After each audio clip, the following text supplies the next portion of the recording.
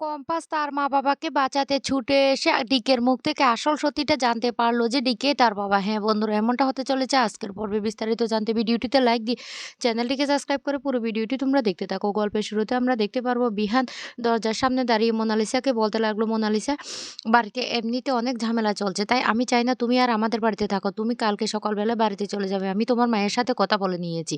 Mona Lisa তখন বলতে লাগলো, "বিহান, তুমি এই কথাটা কি করে বলতে পারলে? বিশ্বাস করো, আমার না মনটা একদম ভালো নেই। এমনিতে আমি চোখে দেখতে পারছি না। ইচ্ছে করছে আমার ঝাঁপ দিয়ে যেন আমি নিজেকে শেষ করে দিই।" বিহান তখন বলতে লাগলো, "শোনো, তুমি এভাবে ব্ল্যাকমেইল করা না বন্ধ করে দাও। আমি অনেক বুঝতে পেরেছি যে তুমি কত বড় আমার সাথে অন্যায় করেছো। আর তাই আমি চাই না তুমি আমাদের বাড়িতে থাকো।" এদিকে কম্পাস আড়াল থেকে সবটা শুনতে থাকে আর বলতে লাগলো, "কি ব্যাপার? বিহান স্যার বাইরে দাঁড়িয়ে কি বলছে? কিছুই তো বুঝতে পারছি না। বিহান স্যার কি তাহলে ভালো হয়ে গেছে? উনি কেন মোনা ম্যাডামের ঘরে যাচ্ছেন না? দরজার সামনে দাঁড়িয়ে আছেন। ঠিক আছে, উনি যতই সাধু সুপুরুষ সাজুক না কেন, তারপরেও আমি উনাকে কিছুতে ক্ষমা করব না।" এই বলে বিহান সেখান থেকে বেরিয়ে যায়। এদিকে কম্পাস সবটা দেখে তারপর বলতে লাগলো, "এবার আমাকে মোনা ম্যাডাম যে সত্যি অন্ধ না সেটা প্রমাণ করতে হবে।"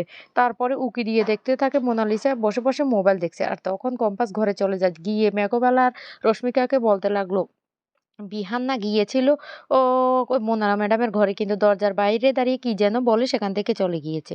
অন্যদিকে দেখা যায় কম্পাসের মাকে কম্পাসের বাবা খাইয়ে দিচ্ছে। তখনই কম্পাসের মা ভয়ে পাচ্ছে আর ডিকের কথাটা বললে কম্পাসের বাবা তখন বলতে লাগলো, "তুমি একদম চিন্তা করো না। আমার মনে হয় ডিকে তোমাকে চিনতে পারেনি। যদি চিনতে পারতো তাহলে এতক্ষণে হয়তো তোমাকে খোঁজার জন্য ব্যস্ত হয়ে পড়তো। তোমার চুলগুলি ছোট হয়ে গেছে, এমনকি তুমি হাঁটতে পারো না, চলতে পারো না। আ তুমি না আগে সেই অঞ্জনা নেই। সেইজন্য ও নিশ্চয়ই চিনতে পারেনি। কিন্তু ম সেই কম্পাসের মা তারপরও ভয় পাচ্ছে আর বলতে লাগলো, "ও অনেক বড় ভয়ানক মানুষ।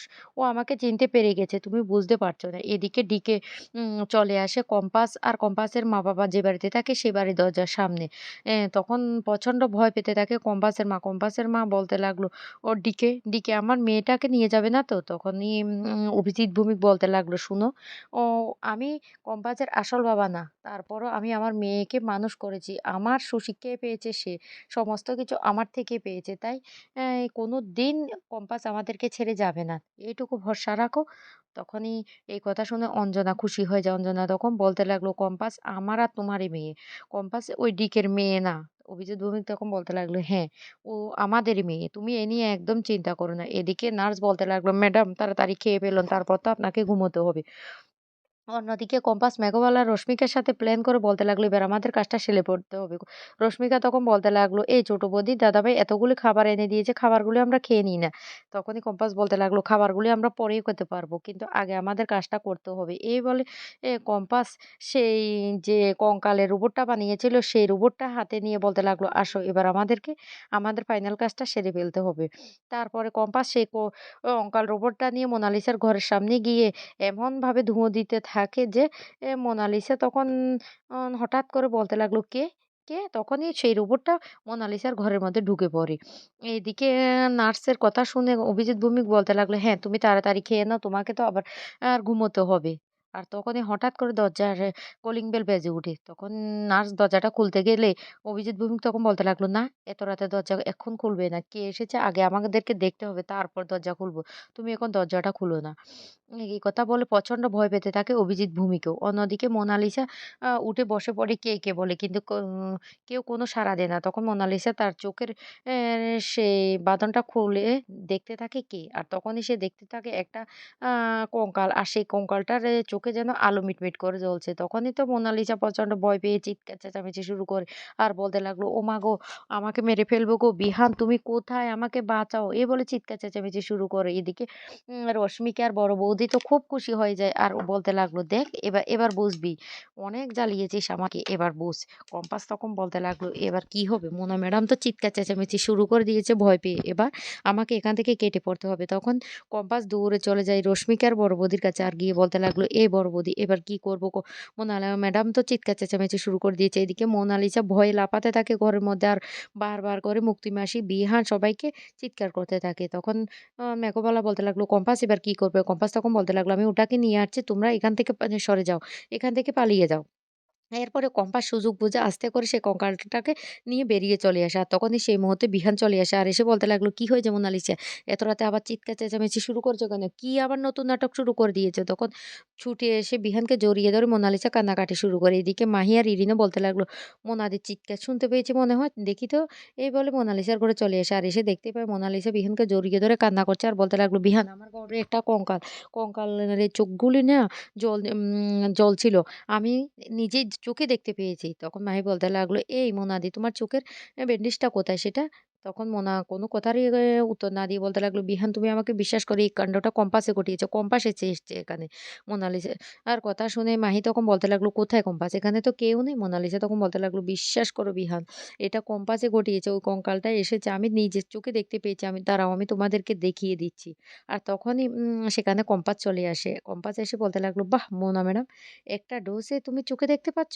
তখন বিহান বলতে লাগলো, "কি মোনালিসা তুমি চোখে দেখতে পাচ্ছ? আমি তো দেখতে পাচ্ছি তুমি দিব্যি চোখে দেখতে পাচ্ছ। তাহলে তুমি কি এতক্ষণ নাটক করেছিলে? আর কম্পাস তুমি কি নিজেই কঙ্কাল সেজেছিলে নাকি সত্যি কঙ্কাল দেখিয়েছো?" তখনই কম্পাস কঙ্কালের মাথাটা দেখিয়ে বলতে লাগলো, "এই তো এই কঙ্কালটা দেখিয়েছিলাম। তারপরে মোনা ম্যাডাম একেবারেই সুস্থ হয়ে গেছে। দেখুন না একদম চোখে ভালোভাবে দেখতে পাচ্ছে।" তখনই বিহান বলতে লাগলো, "তুমি আমার সাথে আবার প্রতারণা করেছো? এত বড় বিশ্বাসঘাতকতা তুমি কি করে করতে পারলে? তাহলে তুমি এতদিন পর্যন্ত মিথ্যে অভিনয় করছো। একটু আগেও তুমি সুইসাইড করার কথা বলেছিলে সেটাও তাহলে মিথ্যে ছিল? এত বড় বিশ্বাসঘাতকতা কেন করেছো বলো? আমি তো তোমাকে বিশ্বাস করতাম।" তখন মোনালিসা কিছু বলতে চাইলে মোনালিসার কোনো কথাই শুনে না। কম্পাস তখন বলতে লাগলো, "বিহান স্যার আমি তো আপনাকে সমস্ত কিছু এবার প্রমাণ করে দিয়েছি। আর আপনি না সুন্দরী মেয়ে দেখলে তাদের ঠোঁট বাঁকানো কথা শুনলে গলে যান আপনাদের মতো ছেলেরা। তাই সুন্দরী মেয়েদের না বিশ্বাস করার আগে একটু ভেবে নেবেন। আমার কাজ হয়ে গেছে আমি এখন যাচ্ছি। Good night. আমি আর এখানে থাকতে পারব না।" এই বলে কম্পাস সেখান থেকে চলে যায়। তখন বিহান বলতে লাগলো, "তোমার জন্য আমি কম্পাসকে অনেক বাজে কথা শুনিয়েছি। আর তুমি আমার সাথে এত বড় বিশ্বাসঘাতকতা করেছো? তুমি এই বাড়িতে আর থাকতে পারবে না। এক্ষুনি তুমি বাড়িতে চলে যাও। আমি তোমার দাদুকে ফোন করে সবটা বলছি।" আর তখন সবটা সেনাপতি দেখতে থাকে। সেনাপতি তখন বলতে লাগলো, "সর্বনাশ! মাকে খবরটা দিতে হবে এবার। এবার না আমার মা ফেঁসে যায়।" এদিকে মোনালিসা কান্নাকাটি করলে বিহান কোনো কথাই না শুনে তার হাত ধরে বাইরে টেনে নিয়ে আসে আর বলতে লাগলো, "এক মুহূর্ত তুমি এখানে থাকতে পারবে না।" মোনালিসা তখন বলতে লাগলো, "আমি এত রাতে কোথায় যাব?" তখনই বিহান বলতে লাগলো, "কেন তোমার ভালো বন্ধু আছে না? মাহি, ইরিন এমনকি আমার তো মনে হয় সেনাপতির সাথেও এতদিনে তোমার ভালো বন্ধুত্ব হয়ে গেছে, তাই? ওরাই তোমাকে বাড়ি পৌঁছে দেবে। তুমি এক্ষুনি বাড়ি যাও। আর এক মুহূর্ত আমাদের বাড়িতে থাকবে না।" এই বলে হাত ধরে টেনে বের করে দেয়। এদিকে কম্পাসের মোবাইলে হঠাৎ করে লাল সিগন্যাল দেখতে পায় কম্পাস। কম্পাস তখন বলতে লাগলো, "কি ব্যাপার? মা-বাবার বা ওখানে কে এসেছে? আমি কেন এটা দেখতে পাচ্ছি?" তখন মেঘবালা রশ্মিকে বলতে লাগলো, "কি হয়েছে কম্পাস?" কম্পাস তখন বলতে লাগলো, "দেখো না, আম এখান থেকে লাল সিগন্যাল দেখা যাচ্ছে। নিশ্চয়ই ওই বাড়িতে কেউ ঢুকার চেষ্টা করছে। আমাকে এক্ষুনি যেতে হবে।" কম্পাস বলতে লাগলো, "আমি বেরিয়ে যাচ্ছি। বুঝতে পেরেছি বড় বৌদি। তোমরা আমাকে নিয়ে চিন্তা করো না।" এদিকে মোনালিসার হাত ধরে টেনে মোনালিসাকে ঘাড় ধাক্কা দিয়ে বের করে দিয়ে বিহান আর বলতে লাগলো, "তুমির মতো মেয়ে না কাউকে কোনোদিন ভালোবাসতে পারবে না। তোমার ভালোবাসার যোগ্যতাই নেই।" উম অন্যদিকে কম্পাস ছুটে চলে যায় তার বাবার বাড়িতে। এদিকে ডিকে দরজা ভেঙে ঢুকে পড়ে কম্পাসদের ঘরে। আর ঢুকে অঞ্জনাকে বলতে লাগলো, "কি অঞ্জনা কেমন আছো?" অন্যদিকে দেখা যায় অঞ্জনা ডিকেকে দেখে খুব ভয় পেতে থাকে। এদিকে নার্স আর অভিজিৎ ভূমিকেও খুব ভয় পেতে থাকে। তখন বলতে লাগলো, "অঞ্জনা আমার মেয়ে কোথায়?" "তোমার আর আমার মেয়ে?" তখনই সেই কথাটা শুনে পেলে কম্পাস। কম্পাস তখন অবাক হয়ে যায়, "ডিকেই তার বাবা?"